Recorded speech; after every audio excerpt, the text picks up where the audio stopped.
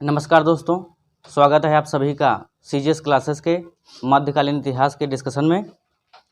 मैं Alok Kumar Chauhan, assistant teacher basic education, आपका स्वागत करता हूं मध्यकालीन इतिहास के अकबर की विजय और उसके विविध तथ्यों के बारे में।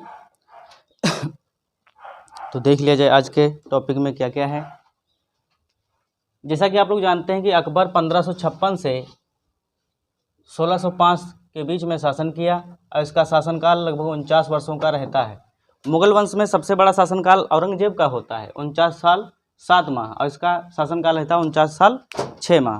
तो अकबर जहां अपने युग का बच्चा है वहीं अपने युग का प्रधान भी होता है।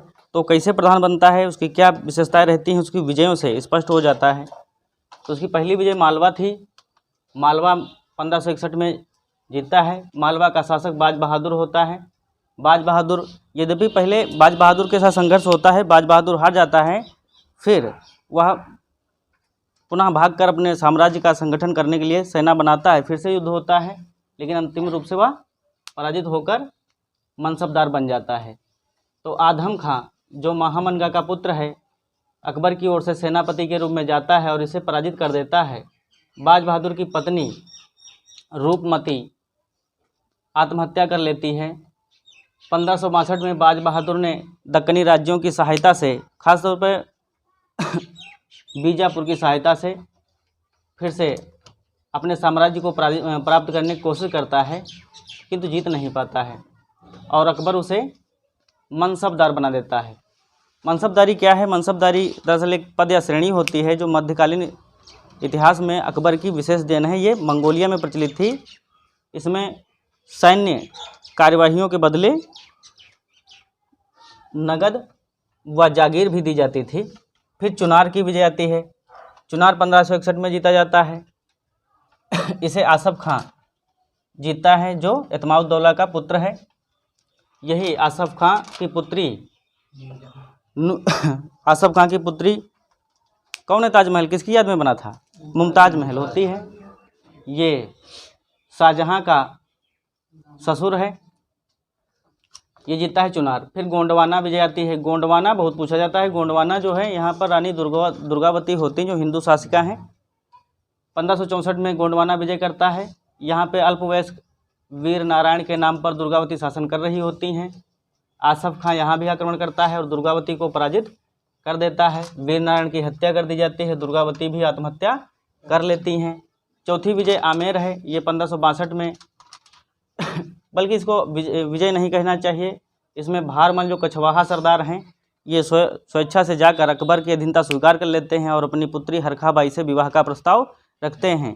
अकबर भी इसे सहर्ष स्वीकार कर लेता है और उनकी पुत्री हरखा बाई से विवाह करता है, जिससे आगे चलकर जहांगीर यानी सलीम का जन्म होता है। फिर मेड़ता आता है। मेड़ता जहाँ मीराबाई जन्मी थी वहीं का है। ये 1562 में विजय करता है। यहाँ के शासक जयमल हैं। जयमल ने सरफुद्दीन जो होता है सेनापति अकबर के, उसको सौंप देते हैं मेड़ता।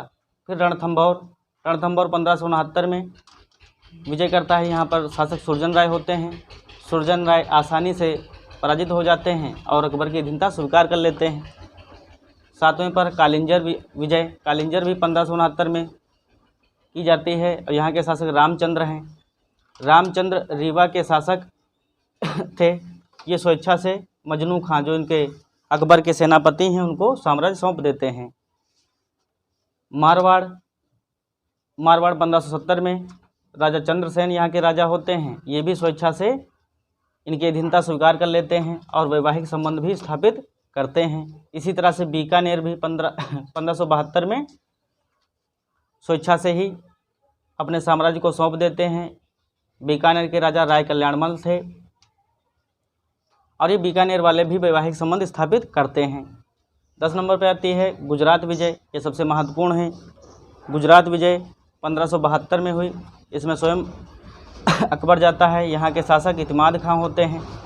अकबर स्वयं गया, भीषण युद्ध हुआ और 1573 में गुजरात की अंतिम विजय हुई और इसी की याद में फतेहपुर सीकरी में बुलंद दरवाजे का निर्माण कराया। 11वें नंबर पर आता है बंगाल में बिहार की विजय 1574 से 76 के बीच हुई। यहाँ का शासक दाऊद था। खान ए जहाँ जो अकबर का सेनापति है, राजमहल जो झारखंड के पास एरिया पड़ता है, वहाँ पे इसको दाऊद को पराजित करके मार डालता है और बंगाल एवं बिहार मुग़ल साम्राज्य के अभिन्न अंग बन जाते हैं। फिर काबुल जो पश्चिमोत्तर सीमा क्षेत्र में है, वर्तमान में काबुल अफ़गानिस्तान में पड़ता है, उसको 1581 में जीता। यहाँ के शासक मिर्ज़ा हकीम थे। मान सिंह यहाँ पर जा कर के हमला करता है, उनको पराजित कर देता है और काबुल का सूबेदार बना दिया जाता है। चूँकि लोग राजस्थान के क्षेत्र से संबंधित थे तो उनके पड़ोस में पड़ता था, इसीलिए इनका सूबेदार बना दिया जाता है। कश्मीर विजय की देखा जाए 1586 में हुई। यहाँ के शासक यूसुफ खां थे। भगवान दास ने इसको जीता। भगवान दास बहारमल के पुत्र हैं और भगवान दास का पुत्र मानसिंह होता है। तो कश्मीर जीतता है भगवान दास अकबर की ओर से 1586 में। सिंध विजय ये पाकिस्तान का क्षेत्र है, जो सिंध नदी निकलती ना, सिंधु नदी के दक्षिण में चले आओ, उसके पूरब का जो क्षेत्र है जैसलमेर के पड़ोस, वहाँ की विजय 1591 में किया। यहाँ के शासक जानी बेग थे। सिंध के कौन शासक थे? जानी बेग। अब्दुल रहीम खान खाना जो रहीम दास हैं, उन्होंने इसको जीता और सिंध भी 1591 तक मुग़ल साम्राज्य का अंग बन गया। उड़ीसा की विजय भी 1591 में की। यहाँ के शासक निसार खां थे। निसार खां को मान सिंह ने पराजित किया और उड़ीसा भी जीत लिया गया। फिर आता है बलूचिस्तान, जो पाकिस्तान का 40% का एरिया आता है, पश्चिम में है बलूचिस्तान। इसी को हम लोग आधुनिक भारत में सीमा प्रांत, पश्चिमोत्तर सीमा प्रांत के रूप में जानेंगे। ये 1595 में जीता गया। यहाँ के शासक पन्नी अफ़गान थे। बलूचिस्तान में पन्नी अफ़गान हैं। इसको जीता है मीर मासूम ने। कंधार ये भी अफ़गानिस्तान का हिस्सा है वर्तमान में। इसको जीता 1595 में ही। मुजफ्फ़र हुसैन मिर्ज़ा यहाँ के शासक थे। शाह बेग मुग़ल अधिकारी है, सेनापति है, उसने इसको जीत लिया और स्वेच्छा से इन्होंने कंधार को शाह बेग को सौंप दिया था। फिर आता है खानदेश। ये खानदेश मध्य प्रदेश और महाराष्ट्र के क्षेत्र में आता है। ये नर्मदा और ताप्ती के बीच का क्षेत्र पड़ता है। इसे 1600 में जीता गया। यहाँ के शासक अली खां थे।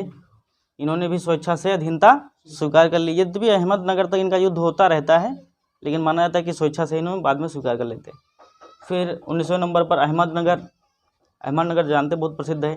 1595 से यहाँ से युद्ध चालू होता है और 1601 तक ये चलता रहता है।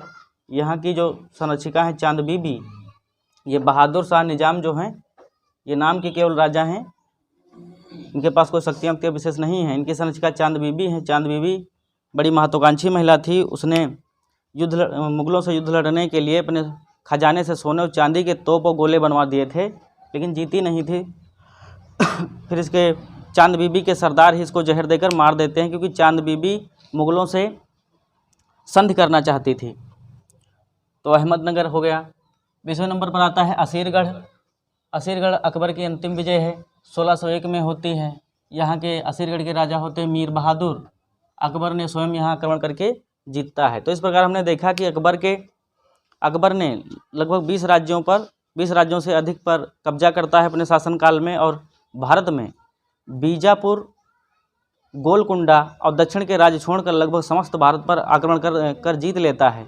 रही बात इधर अगर देखा जाए भारत को,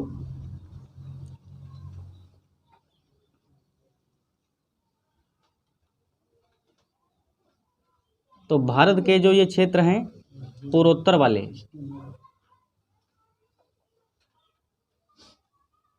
इसको छोड़कर लगभग समस्त भारत पर अकबर का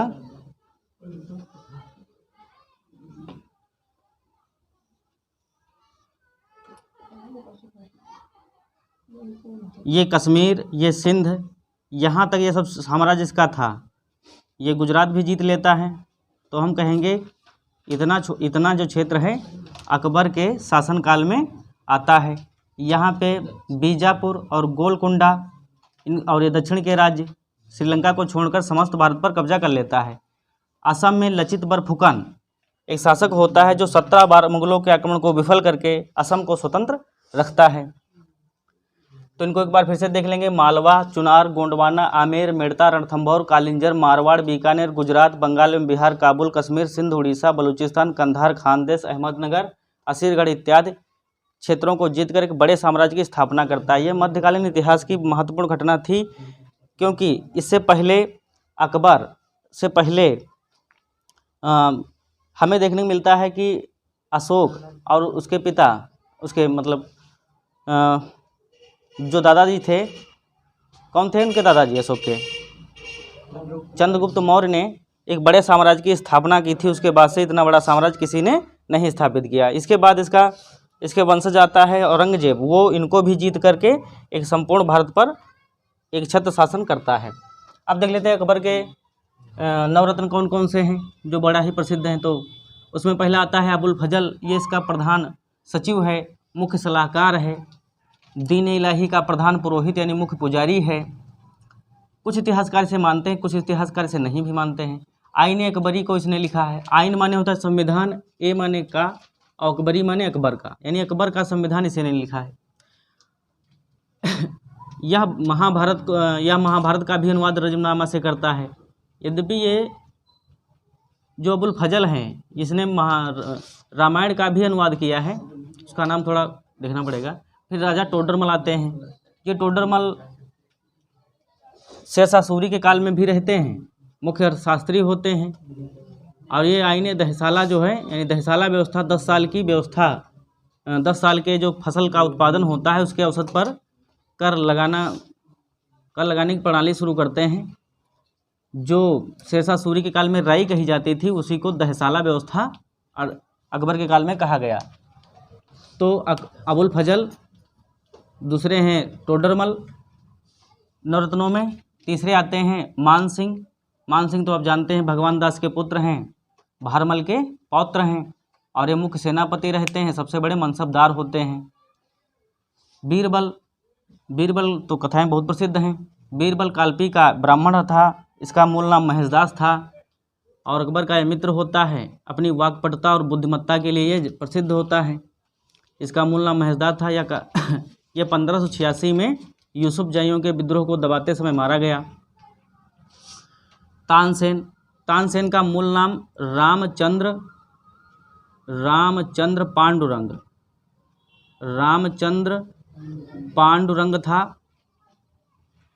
पांडुरंग था। इसे तानसेन की उपाधि रीवा के राजा रामचंद्र ने दी थी। यह संगीतकार था। इसके गुरु हरिदास थे। अकबर ने इसे कंठाभरण वाणी विलास की उपाधि दी। अकबर ने इसे कौन सी उपाधि दी है? कंठाभरण वाणी विलास। याद रखना है, इसे तानसेन की उपाधि अकबर ने नहीं दी है, बल्कि रीवा के राजा रामचंद्र ने दी है। छठे नवरत्न हैं रहीम दास, जिसको अब्दुल रहीम खान खाना कहा जाता है। ये कवि हैं। हिंदी साहित्य में इन्हें रहीम दास के नाम से जाना जाता है। और ये योद्धा भी थे, सेनापति भी थे, बैरम खां के पुत्र थे। फिर आते फैजी अनुवाद विभाग के अध्यक्ष हैं और इतिहासकार हैं, राजकवि हैं। अकबर का राजकवि कौन था? फैजी था। मुल्ला दो प्याजा, ये अरबवासी है। ये सलाहकार की भूमिका निभाता है, तर्कवादी होता है, अपनी बुद्धिमत्ता के लिए ये भी जाना जाता है। 9वें नंबर पर आते हैं हकीम मुकाम। ये 56 प्रकार के भोजन बनाना जानता है, प्रधान रसोइया होता है। तो ये अकबर के नवरत्न हैं। अबुल फजल, टोडरमल, मान सिंह, बीरबल, तानसेन, रहीम दास, फैजी, मुल्ला दो प्याजा, हकीम मुकाम। अब भी तथ्यों के बारे में देख लेते हैं इसके अकबर के। तो 1583 में अकबर जो होता है इलाही संवत चलाता है। संवत जो होता है ना, अपना कैलेंडर होता है, कैलेंडर शुरू करता है। इसने 2 जैन मुनियों को विभिन्न उपाधियां दी हैं। पहले जैन मुनि हरिविजय सूरी को ये जगत गुरु की उपाधि देता है। जैन मुनि जिनचंद्र सूरी को युग प्रधान की, जिनचंद्र सूरी युग प्रधान। जैन मुनियों से प्रभावित होकर ये अपने जन्म के महीने में मांस भक्षण नहीं करता है, शाकाहारी हो जाता है। और ये कहता है कि लोगों को, अपनी प्रजा से कहता है कि हमें कम से कम मांस का भक्षण करना चाहिए। वैसे इस्लाम के लोग मांसाहारी प्रधान होते हैं, क्योंकि उनके वहाँ पर फसलें कम होती हैं। 1583 से 91 के ईस्वी के बीच में अंग्रेज राजदूत और एक व्यापारी होता है राल्फ फिंच, जो फतेहपुर सीकरी आता है और अकबर से मिलता है और फतेहपुर सीकरी को लंदन से बड़ा बताता है।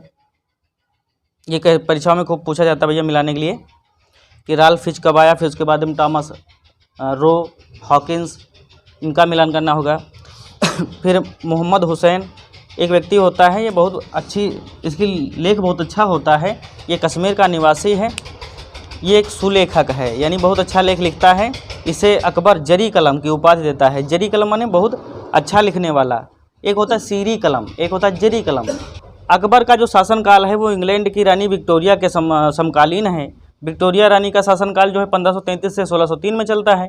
वहीं अकबर का 1556 से 1605 तक रहता है, तो लगभग उसके बराबर है। ईस्ट इंडिया कंपनी की स्थापना विक्टोरिया के ही काल में हो जाती है 1600 में, और 1602 में भारत में प्रवेश करते हैं वे लोग। अकबर ने सिख गुरु, जो चौथे सिख गुरु थे रामदास, उनकी पुत्री बीबी भानी थी। बीबी भानी को अकबर ने 500 बीघे ज़मीन दान में दी थी, और इसी ज़मीन में अमृतसर स्थित है, जहाँ पर स्वर्ण मंदिर बनाया गया है, जिसकी नींव मियाँ मीर ने रखी थी। तो ये अकबर के बारे में उसका साम्राज्य विस्तार का था। आगे हम लोग मध्यकाल में और भी डिस्कशन करेंगे।